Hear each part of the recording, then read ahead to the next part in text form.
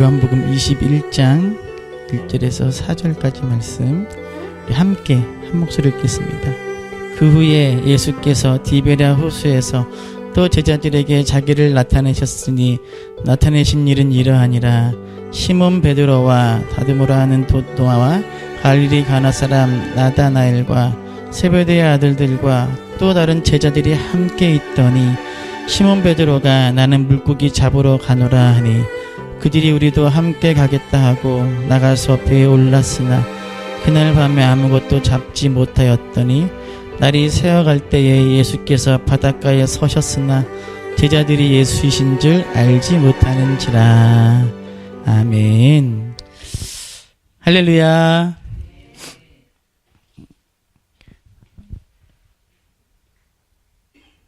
저희 교회 상주하는 저와 푸딩, 햄스터.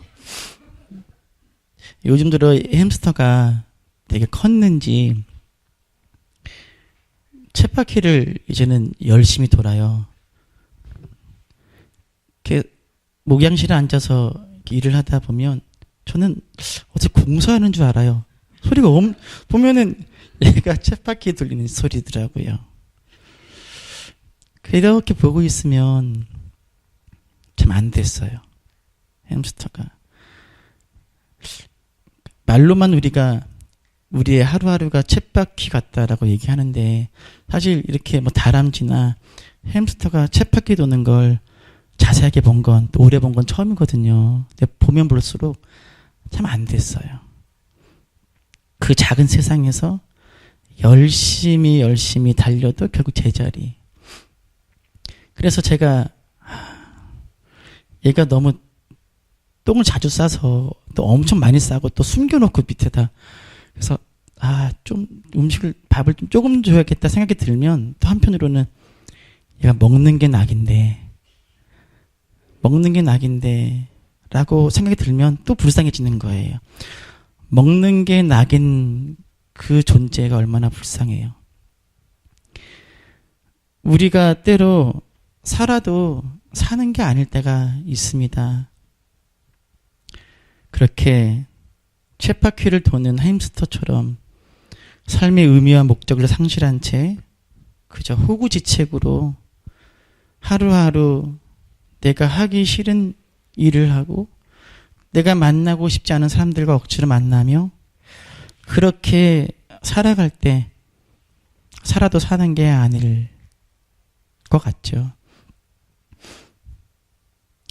제 주위에 젊은 나이에 이가 안 좋아서 틀니를 하신 분이 계십니다. 먹는 기쁨을 잃어버린 분이세요. 그분이 자주 쓰는 이야기 그거예요. 내가 사는 게 아니야. 예. 틀니를 해서 뭐 창피하고 불편한 거가 아니라 틀니를 하니까 먹는 게 아닌 거죠. 먹어도 맛을 못 느끼고 잘 씹어도. 그런 분들 우리 주위에 또는 내 이야기일 수 있습니다. 여러분 어떠십니까? 사는 것 같습니까? 아니면 살아도 사는 것 같지가 않으십니까? 사랑하는 사람을 잃었을 때 더욱더 그러합니다. 사랑하는 배우자나 부모나 특별히 자녀를 잃었을 때 그때 그 부모의 시간은 그 자리에서 그 시간에 멈추어 버리죠.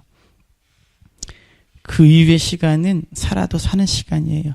예전에 그 자녀를 잃은 어머님의 그 TV 다큐를 본 적이 있는데 뭘 먹다가도 우시는 거예요.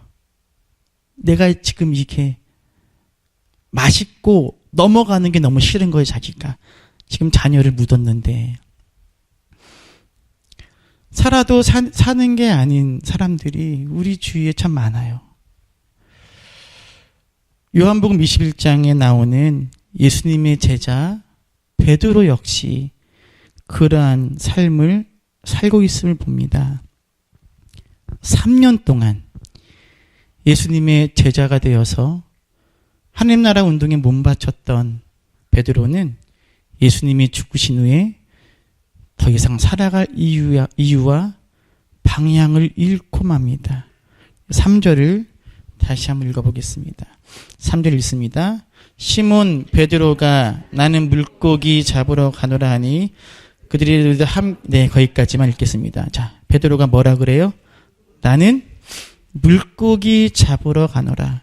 이 의미를 살리려면 나는 물고기 잡으러 가노라 이 말에 한 글자를 넣으면 그 의미가 제대로 나타나요.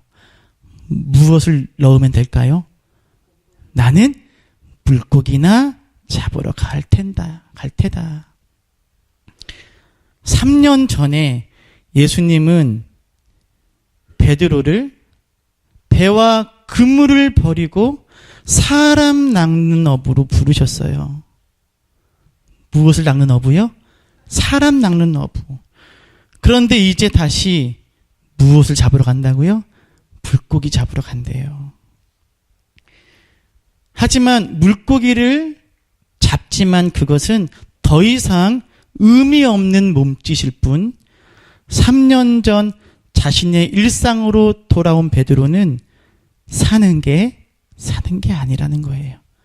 살았으나 접어버린 삶, 죽음이었습니다. 예수님이 33의 나이로 십자가에서 그 생을 마감했을 때 베드로 역시 그 순간 죽고 말았습니다. 그래서 베드로가 살아도 사는 게 아님을 요한복음 기자는 3절에서 표현하고 있습니다. 4절입니다. 4절 같이 있습니다. 시몬 베드로가 3절 있습니다. 시몬 베드로가 나는 물고기 잡으러 가노라 하니 그들이 우리도 함께 가겠다 하고 나가서 배에 올랐으나 그날 밤에 아무것도 잡지 그물을 내리고 물고기를 잡으려고 다시 돌아왔는데 결과가 어떻다고요? 아무것도 잡지 못했다.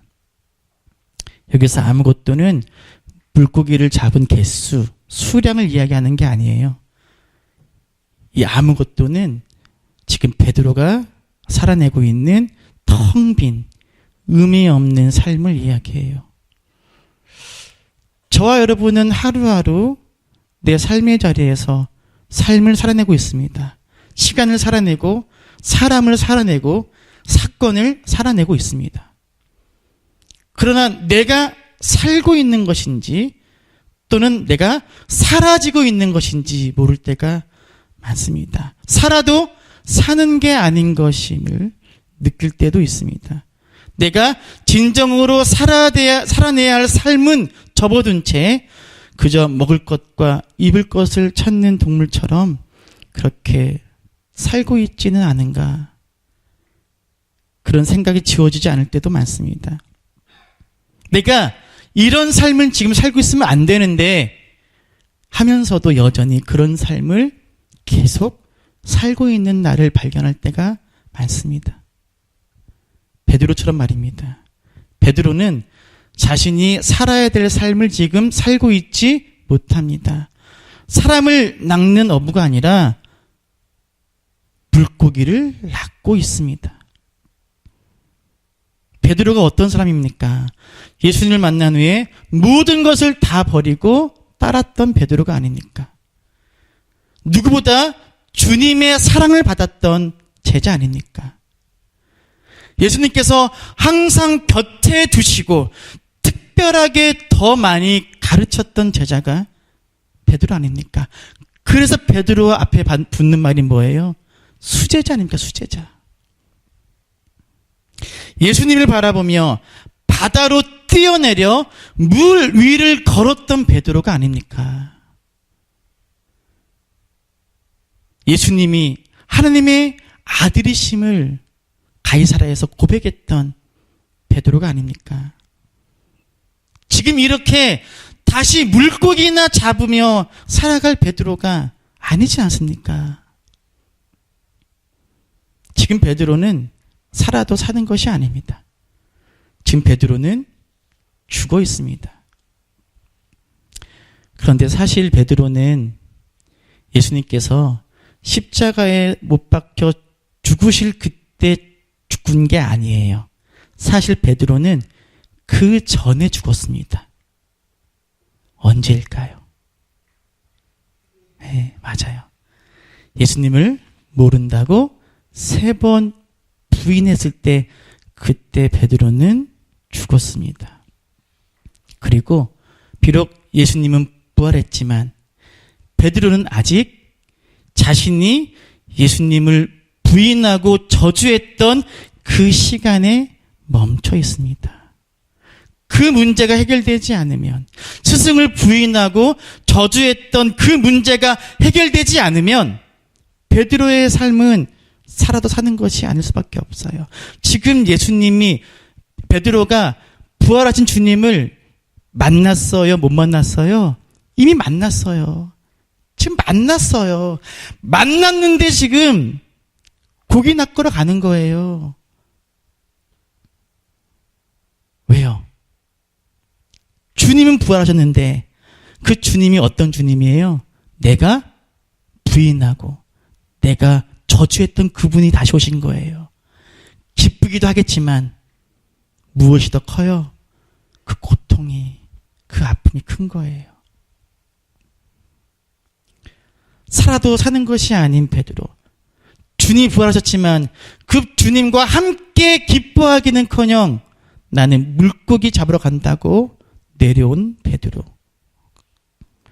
그래서 부활한 주님이 디베라 호숫가로 찾아오십니다.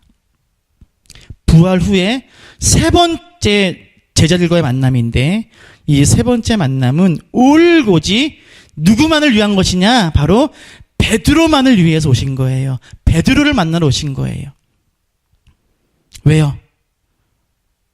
살아도 사는 게 아닌 베드로를 다시 살리기 위해서 주님은 베드로를 찾아오십니다. 그리고 베드로를 향해 물으십니다. 16절 같이 읽겠습니다. 15절을 읽죠. 읽습니다. 그들이 조밥 먹은 후에 예수께서 시몬 베드로에게 이르시되 요한의 아들 시몬아, 내가 이 사람들보다 나를 더 사랑하느냐 하시니, 이르되 주님 그러하나이다. 내가 주님을 사랑하는 줄을 주님께서 아시나이다. 이르시되 내 어린 양을. 자, 무엇을 물어보시죠? 너가 나를 사랑하느냐? 16절에서 2번 물어보시고 17절에서 3번 물어보십니다. 예수님께서 물어보시는 거예요. 베드로야, 너가 나를 사랑하느냐? 베드로야, 너가 나를 사랑하느냐? 베드로야, 너가 나를 사랑하느냐? 라고 물으십니다. 왜 물어보시는 거예요? 베드로의 사랑을 확인하기 위함이시죠, 물론. 하지만 예수님께서 베드로에게 너가 나를 사랑하느냐? 라고 물어보는 데는 더 큰 의도가 담겨 있습니다. 너가 나를 사랑하느냐? 라는 물음에는 이런 전제가 깔려 있어요. 따라합시다. 내가 베드로 너를 사랑하고 있다. 제 아내가 좀 변한 것 같아요. 손 내밀면 잡아주지도 않고, 잡아줘도 억지로 잡아주고. 제 아내에 대한 사랑을 2 자녀와 이제는 고양이한테 뺏긴 것 같아요. 제가 아내한테 물어봐요. 여보, 나 사랑해? 라고 물어볼 때는 뭘 전제하는 거예요? 내가 당신을 사랑하고 있어. 라는 걸 전제하는 거예요. 내가 아내를 사랑하지 않으면 관심 없어요. 물어볼 필요 없어요. 물어볼 이유도 없어요. 내가 너를 사랑하지 않으면 너가 나를 사랑하는지 물어볼 필요가 없어요. 오빠, 나 사랑해? 라고 물어본다는 건 지금 내가 오빠를 사랑하는데 오빠 보니까 아닌 것 같아 라고 너무나 답답해서 물어보는 거예요. 오빠가 아닌 다른 것들을 사랑하면 물어볼 필요가 없어요. 오히려 오빠가 나를 사랑하면 더 부담이 돼요. 저는 살아오면서 양다리를 걸친 적이 없어요. 그런데 한번 제대하고 한번 어떤 자매를 만났는데, 교회에서, 여보 미안해요, 어떤 자매를 만나서 수원에서 되게 교제하다가 서울의 한 단체에서 어떤 자매를 만났어요. 근데 그 자매는 자꾸 마음 뺏기는 거예요.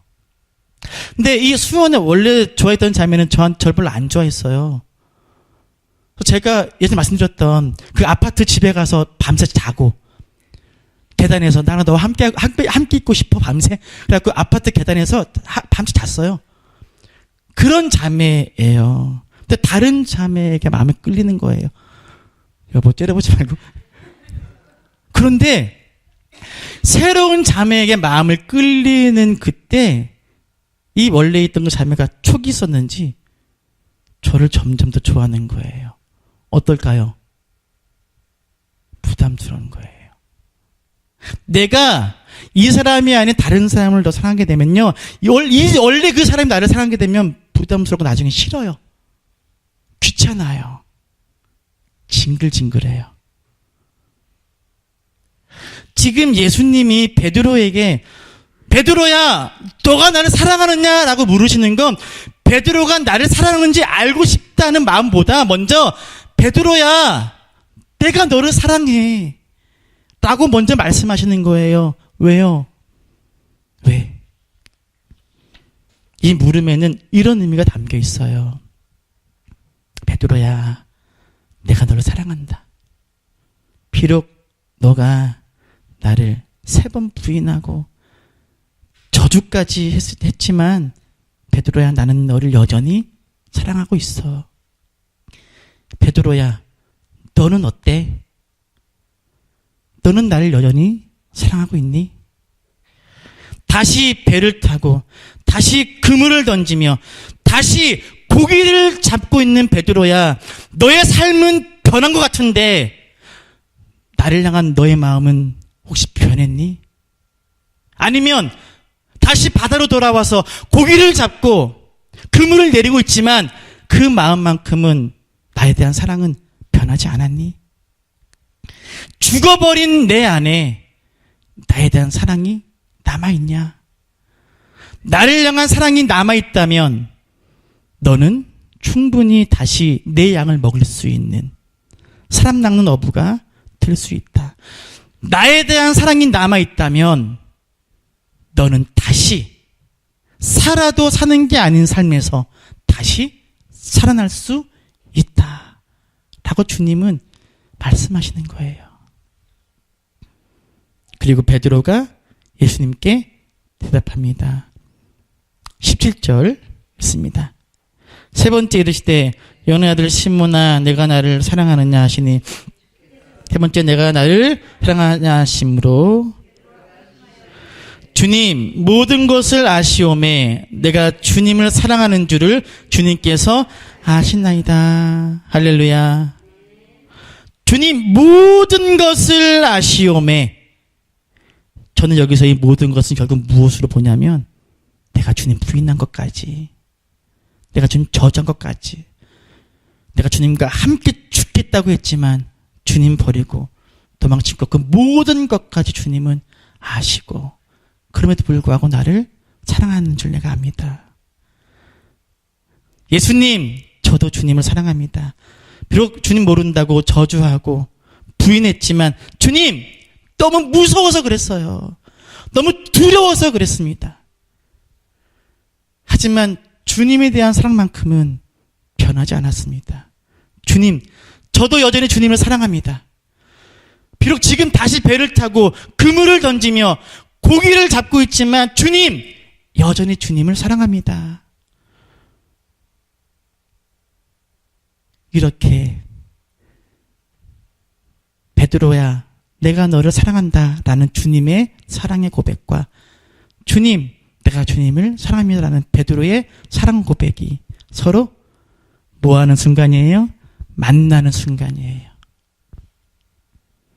따라합시다. 사랑과 사랑이 만나면 살아납니다.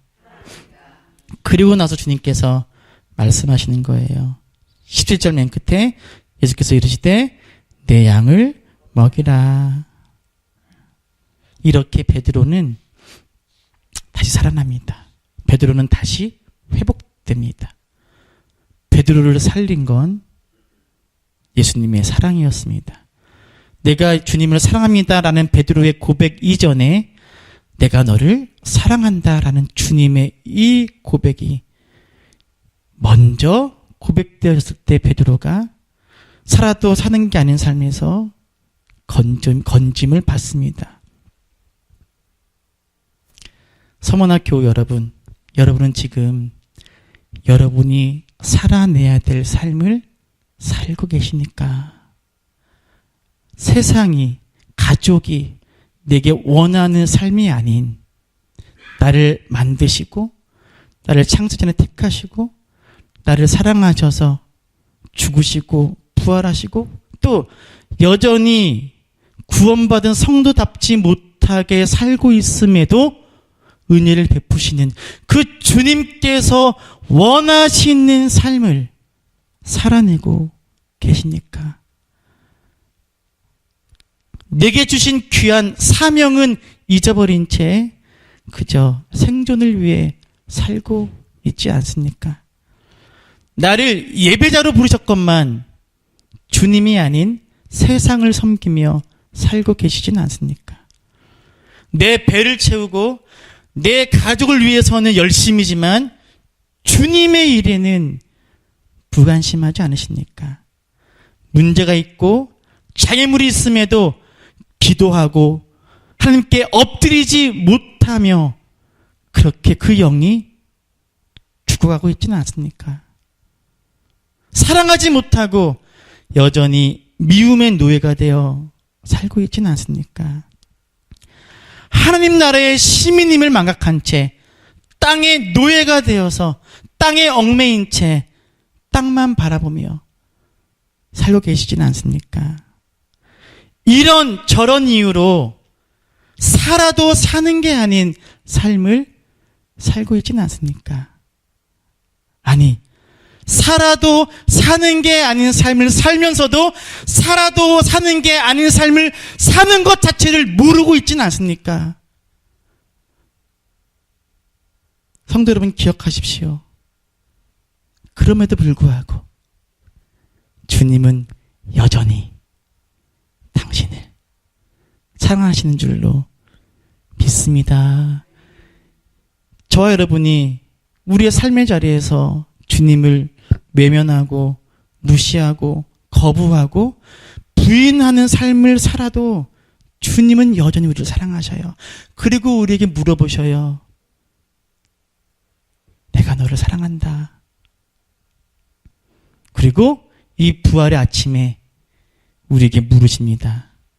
너도 나를 사랑하느냐? 서머나 교우 여러분, 제가 예수님을 대신해서 여러분께 한번 물어보겠습니다. 여러분, 예수님을 사랑하십니까? 예수님을 여전히 사랑하십니까? 여러분 안에 주님을 향한 사랑이 아직 남아있습니까? 그러면 여러분은 다시 살아날 수 있습니다. 베드로처럼 말입니다.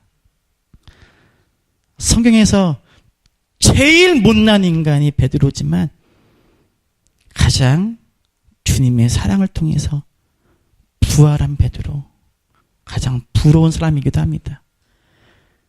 의심할 수 있어요. 원망할 수 있습니다. 주님을 부인할 수 있고 저주할 수도 있습니다. 하지만 우리가 끝까지 포기하지 말아야 할 것은 바로 주님에 대한 사랑입니다.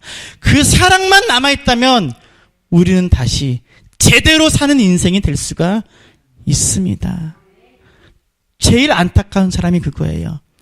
가장 중요한 주님을 향한 사랑은 없는데 형식적인 껍데기로 신앙생활을 하는 거예요. 그러면 사람들을 속이기 딱 좋고요. 자기 자신을 속이기도 딱 좋습니다.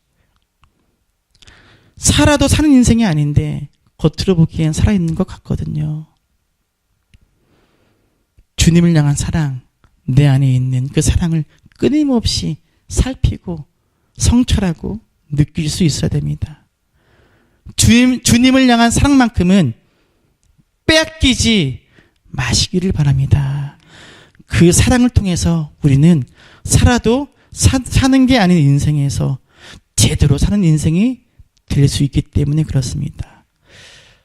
부활신앙은 죽음 뒤에 필요한 것이기도 하지만 우리가 지금 이 세상을 살아내기 위해 필요한 신앙이기도 합니다. 살아도 사는 게 아닌 인생은 죽은 인생이거든요. 서문학교 여러분, 부활신앙으로 회복되시기를 이 시간 간절히 축원합니다. 살아도 사는 게 아닌 인생에서 제대로 사는 인생으로 우리가 다시 부활합시다. 나를 향한 주님의 사랑으로 죽은 인생에서 제대로 사는 인생으로 다시 태어납시다. 주님을 향한 나의 사랑으로 땅에 얽매인 삶에서 하늘을 살아내는 삶으로 다시금 일어섭시다.